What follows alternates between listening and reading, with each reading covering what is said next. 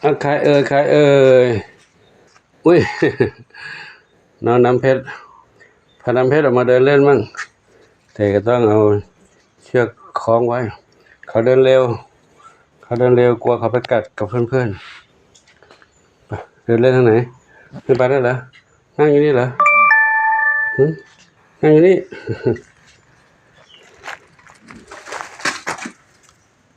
ไปไหนลูกเดินไหมทางไหนเดินไหนไปเดินไปกูพาเดินเล่นเนาะพาเดินเล่นอาบแดดก่อนอาบแดดห่างลูกดิ๊กใครนะห่างลูกดิ๊กใครนะเล่นกับเพื่อนเล่นกับน้องเนอะ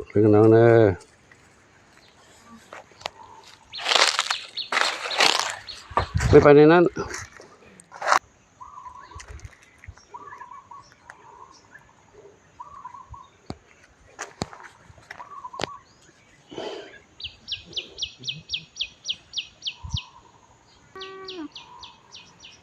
ทำไมครูน้องทำไม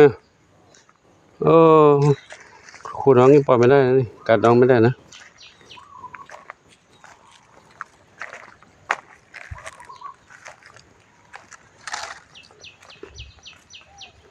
เดินไปดูเจออุ้ยเดินไปดูเฮงที่นู่นเฮงอยู่นั่นเฮงนอนอยู่นั่นแล้วจะกัดกันหรือเปล่ากัดไหมนั่นกระต่ายลูกกระต่ายกัดไม่ได้นะกระต่ายห้ามกัดกระต่ายเฮงอยู่นี่อยู่นี่กระต่ายเล่นกันได้ลูกห้ามกัดลูกนะห้ามกวนกระต่ายน้ำเพชร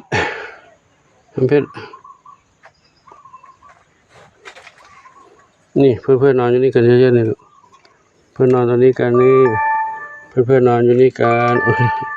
มาเล่นด้วยกันมาเล่นกันเร็วเล่นด้วยกันเร็ว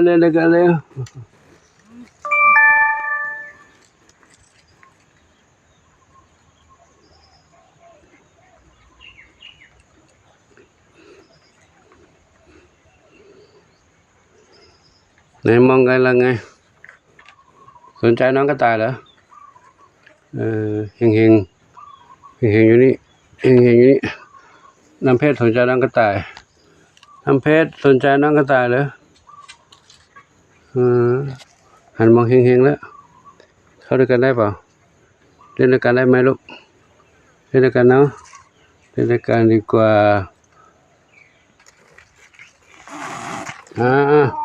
ไม่ควรกันไม่ควรกันไม่ควรกันนะสามสีนวลมากวนกันเลยคู่กันเลยสามสีนวลเขาไม่ชอบเล่นกับใครสามสีนวลใครเข้าใกล้ไม่ได้คู่กันหมดล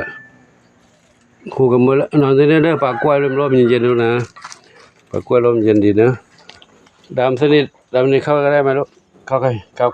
กับเจดีได้ไหมเข้ากับน้ำเพชรได้ไหมลูกน้ำเพชรห่างลูกดิ๊กแต่ว่าคู่เขาเหมือนกัน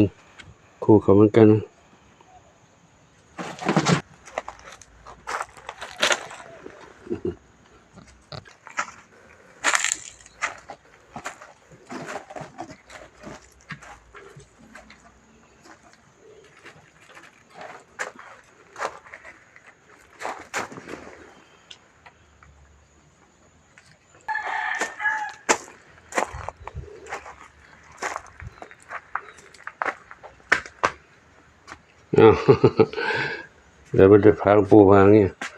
จะนอนแล้วเข้าไม่ได้ปูปิวตัวไว้ปุยฝ้ายอยู่ข้างในนั่นน้ำเพชรอยู่ข้างนอกนี่มาเปิดประตูกันเข้าหรือเปล่า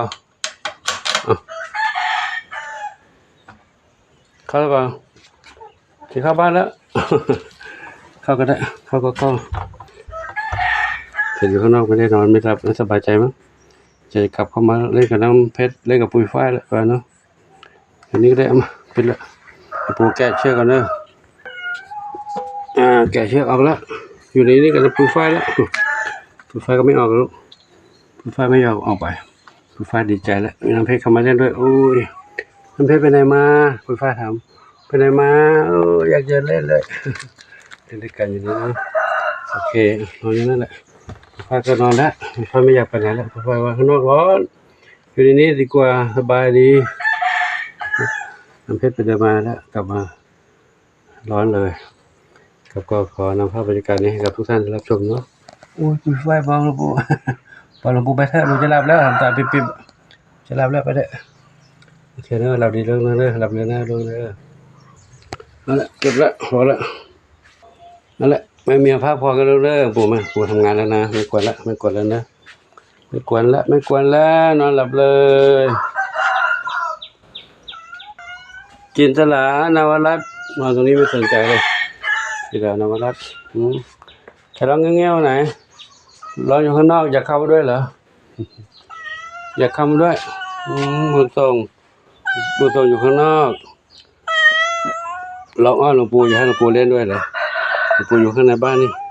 ปู่เล่นอยู่กับเพื่อนๆข้างในบ้านนี่ลูกเดี๋ยวออกไปลูกเดี๋ยวออกไปนะเดี๋ยวไปหานะลูกขณะนี้แดดร้อนแล้วเนาะเด็กก็นั่งเล่นนอนเล่นหลับกันตามมุมตามที่ต่างๆที่ชอบใจก็เอาอาหารเม็ดใส่ถาดไว้เพื่อเขาหิวก็ได้กินได้อยู่นะเดี๋ยวไปดูข้างนอกก่อนเอาเดินมาตรงนี้ก็ไก่เอาลูกเยอะเลยกินเลย7 เจี๊ยบ7 เจี๊ยบสีเหลืองส้ม3สีดำ4 7 เจี๊ยบไก่อยู่ที่7 เจี๊ยบเดี๋ยวลูกดีๆลูกนะห้ามเป็นเหยื่อของเจ้าเหยี่ยวนะแม่เดินไปนู่นแล้วแม่เดินไปนู่นแล้วทำไม่ทันนะเอาลงมาเร็วทางนู้นทางในพี่เท้าแม่เรียกไปนู่นนะอยู่ในนั้นลูกอยู่ใต้นั่นแหละดีละเหยี่ยวไม่เห็นนะ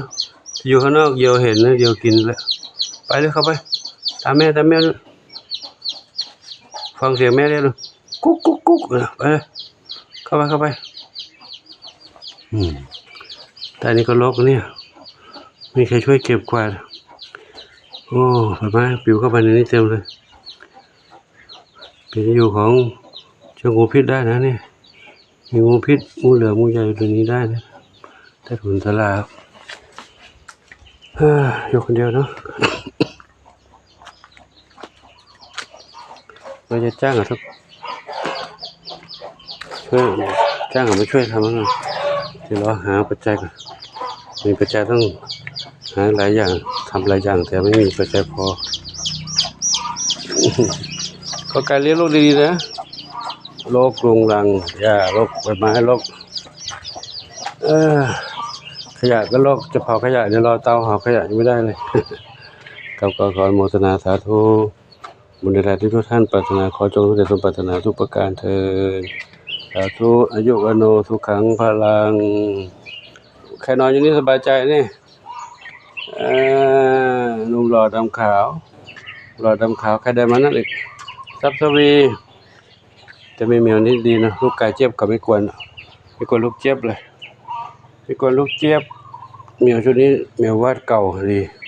แต่เหมียววาดที่มาใหม่นั้นบุญเฮงๆกับน้องเจดีนั้นยังกวนอยู่นะเฮงๆกวนเจดีแล้วก็น้องส้มขาวส้มอ่อนยังกวนลูกกระต่ายแต่ลูกไก่เขาไม่กวนลูกไก่ขอยุติคลิปนี้ไว้เท่านี้นะขอโมทนาสาธุยุวโนสุขังพลัง